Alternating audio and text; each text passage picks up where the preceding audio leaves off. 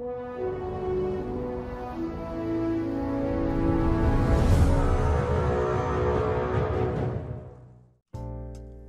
hello everyone, how are you guys doing? Today we're going to inspect the crafting part of Camelot Unchained. How will it work? What will it be like? For the last 5, 10 or even 15 years, crafting in every MMO was basically the same. You went through the world, saw on the map or on your screen a mine or a tree that you could potentially gather, work towards it, press the button and waited for the mission to end. Similar was the crafting process. You went to the crafting station, selected a recipe, pressed another button, and after some time you'd have your item in your inventory. That's pretty boring, isn't it? This is going to be different in Camelot Unchained. Crafting will be very essential to the game, since all items available will come from crafters. It is designed to be a slow process, but interactive too, and rewarding if you are willing to sink the time into it. There will be two types of crafters in this game, simple crafting and repairing, which pretty much everyone will be able to do, and full-time crafting, since the game has its dedicated crafting class. Basic repairs and gathering will be possible on any class, however, anything more advanced, including item production, will require a dedicated crafter. Since there will be no auction house in the game is designed for players to have storefronts and caravans to deliver items.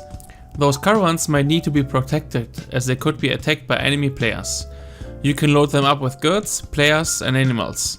Then you can send them through predefined routes, or they can be led by a caravan master. Also, the crafting is designed to be quality over quantity, meaning there won't be thousands of recipes. Materials are going to be scattered around the world, and some will only be available within the depths. It won't be easy to gather everything, some might require a group and not all materials will always be available.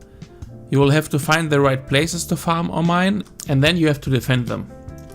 There will also be carrying weight in the game, meaning you won't be able to haul your entire house and inventory in your backpack. Here comes again the necessity of using caravans to transport your goods. Items crafted will decay, they must break. You can repair and salvage things, but nothing will last forever.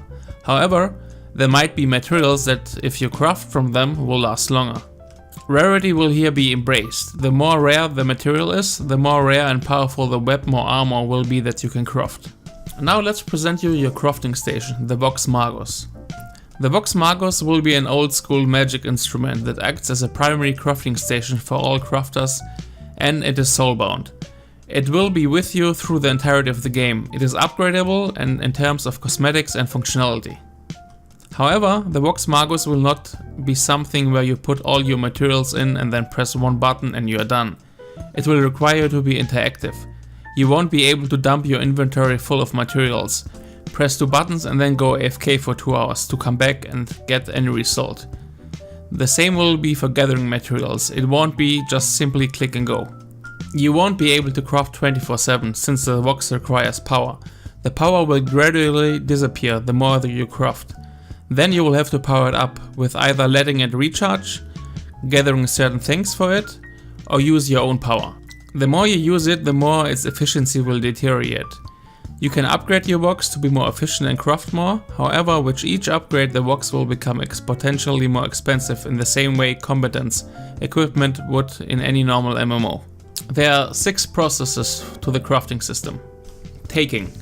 Players will be able to plant fields, tend flocks, pre-assembly for leather and food, and raise trees for magical growth. Mines will be instanced, I think, with bubbles and quarries being the primary method of this. As previously mentioned, every player will be able to gather most materials around the world, but crafters will get certain advantages. Non-crafters will not be able to see or gather as effectively as pure crafters. Purifying. Essentially this stage is an interactive way of turning ore into bars and logs into planks, etc. This is going to be a mini-game possibly. It is meant to be interactive and meaningful, not just a time sink. For example, you could add raw material into the box, then choose a reagent to process it, then make some more adjustments such as a risk factor, quality level, impurity level, etc. And then you begin the process. Shaping. This process will be 2 parts, shaping and blending. Players need to attune all the materials to the same magical resonance. Once all materials are matched, they can create alloys that may be even stronger to create the final item. Then, for example, you could blend in another exotic material which would alter the physical characteristics. This is not a recipe. The finished item will reflect what was put into the system and how it was altered by the crafter. Making. This is going to be the final and easiest part of the whole process. This is the part where everything comes together.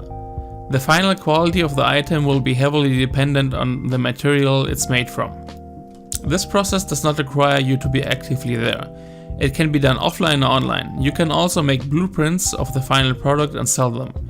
It is also possible to have critical success when crafting an item, with a chance of 1 to 1000. The chance of catastrophic failure will be very low, to avoid quitting and tilting points.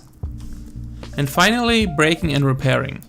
Essentially, you will be able to salvage broken parts for their materials and blueprints and reforge existing items into newer ones. Raw materials can be found everywhere, and each material has a wide range of inherent properties that are used to create an item's final properties. Now you will ask, alright, will I only be able to craft with the pure crafter class? Can I not even do a little bit of RVR? First of all, each crafter from the 3 realms will have their own unique look.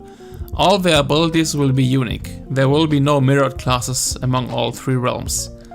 Although no one is forcing you into RVR, you can go and deploy traps, deploy siege weapons and use them or repair stuff. Or you could build blockages so enemies can't go through as easily. I'm certain there will be more that we don't know yet. So on day 1 of the beta 1 or the game release, you as a crafter will receive work orders from the realm to get started. This will evolve into the realm reward system. Such rewards are earned by crafters for donating goods to the realm. Those work orders will be limited and not daily quests. They will scale based on the needs of the realm. They will scale on the crafter's performance, and there is penalty if you don't complete them. Now, after some time you might get bored of all that crafting, want to do something else but also worry about your crafting process. There are 2 systems in place for you in this game. PCAs, Player Character Apprentices, and NPCAs, Non-Player Character Apprentices. Player Character Apprentices are junior crafters that will be able to make use of a senior crafter skill and box. This will allow your workshop to be more effective and more productive, especially if the senior crafter is offline. They will be able to oversee the box during shaping, for example, freeing up the master crafter for research or making. The system will also boost the apprentice's progression not only mechanically in-game but also through the knowledge of the systems and their functions. This also allows newer crafters to get involved quickly and make a real impact on the guild's economy from day 1. So while the senior master crafter would be able to do something more difficult with the box and higher up with higher quality material, the apprentice could do the lower stuff to save time for the senior crafter. NPCAs, the non-player character apprentices, do pretty much the same thing. However, they are NPCs, so they are computers or robots, and they will have a cost. They are also less effective than real players. The cost of that will decrease while the realm is outnumbered or losing to help the war effort. After gathering and crafting for days, you will ask, how the heck am I supposed to sell my stuff if there is no auction house in the game? You will be able to act as a merchant by setting up a storefront. In order to do that, you will have to earn and buy a license. In order to do all of that, you will join the Merchant Guild, which will have its own separate leveling tracking. You will be able to customize your store from inside and from outside, being it decorations or the type you can sell. On top of that, you won't only be getting rich, you will also get crafter honor. This will measure how well respected a crafter is within their own realm. A higher honor will be rewarded. Alright folks, that's it. That's all we know so far about the crafting system in Camelot Unchained. What do you think about the system? Let me know in the comments below. As always, if you like the content and want to see more, please like and subscribe, and see ya next time. Peace out.